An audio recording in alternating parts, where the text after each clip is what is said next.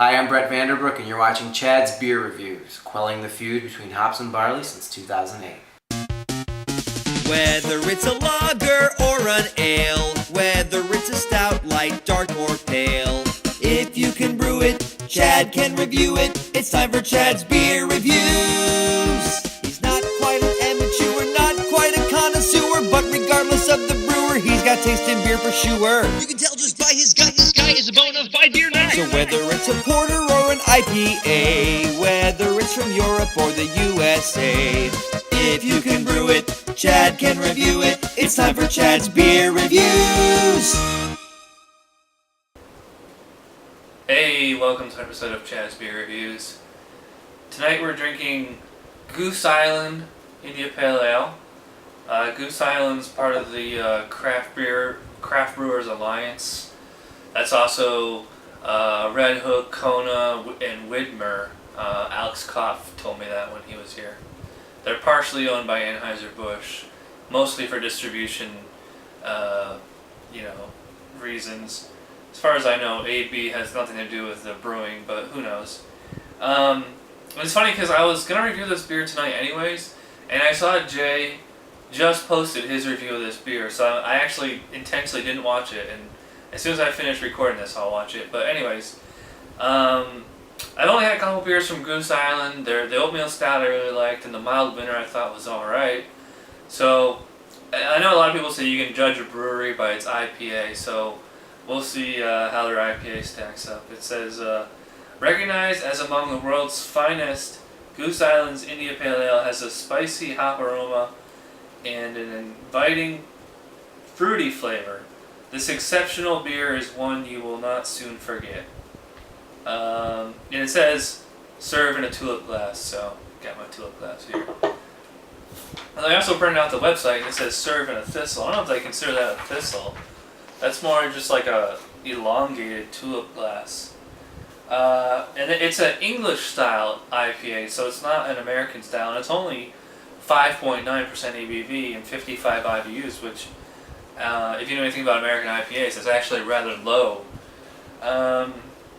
For hops, they use styronin? I know I'm not pronouncing that right. Fuggle, Cascade, Centennial. Yeah, those are all British hops, and pale malts, that's all they got. And it actually says to serve it pretty cold at 40 degrees, so let's get cracking here.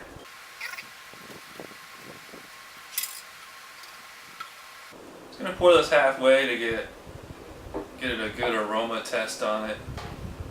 And I will all comment on the color while we're here.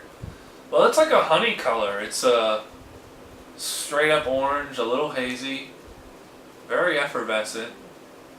Pretty nice head on there. Oh yeah, this smells like a West Coast IPA. Real citrusy. A little bit of pine in there too. I can tell it's going to be kind of a malty IPA. But it smells very hoppy, and it smells like the very citrusy, juicy kind of thing you get from the West Coast IPA.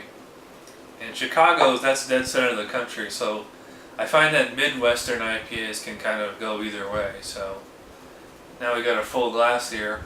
It's a lot of condensation. It's very hot and humid in here, so I'm ready to try this. So let's get going.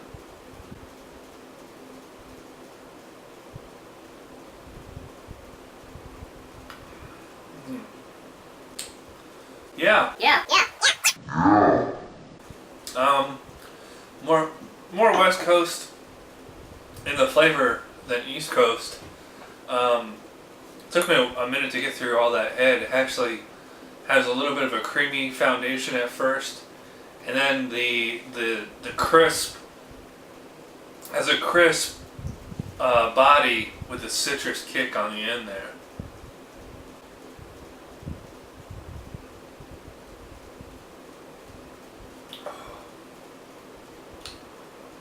Nice.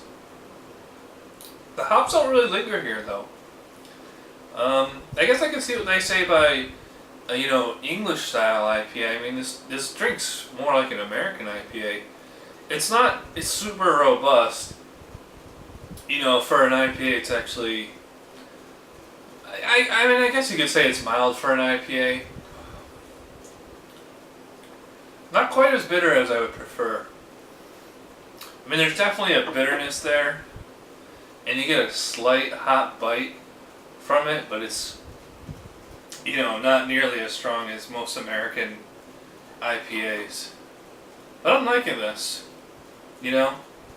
It's not amazing me, but I don't find anything wrong with it, so I'm just going to sip on this some more and we'll come back with my final thoughts. I'm back finishing up with the Goose Island IPA. It's a pretty good IPA. It's really, I mean, it's not blowing my mind or anything, but it's a solid performer, I would say.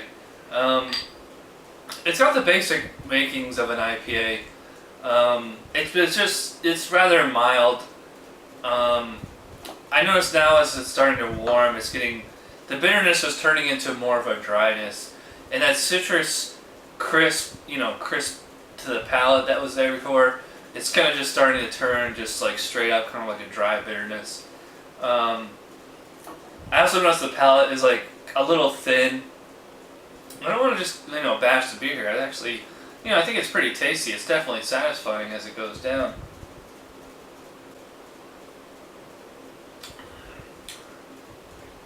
Yeah, I mean, I still get a little bit of citrus in there. But I prefer something a little more robust, a little crisper body. The drinkability on it, though, is very high, though. It's, a soft mouth feel, goes down really smooth.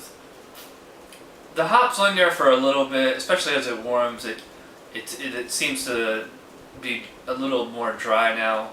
Not super drying out my mouth the way some other beers do. And I noticed a slight orange sherbet kind of flavor in there, like with the butternut Snapperhead IPA.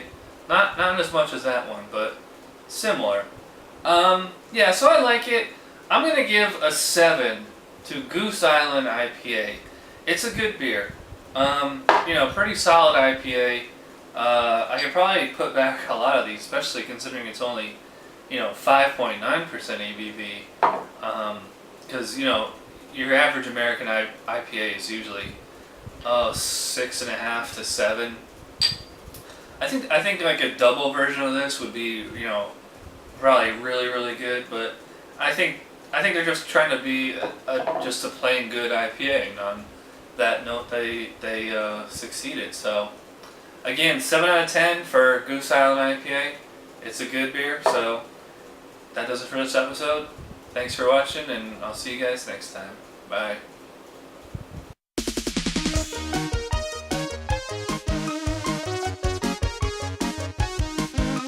Somebody brewed it, Chad just reviewed it. Thanks for watching Chad's Beer Reviews. Trust me, the next episode will be a lot better. Yeah,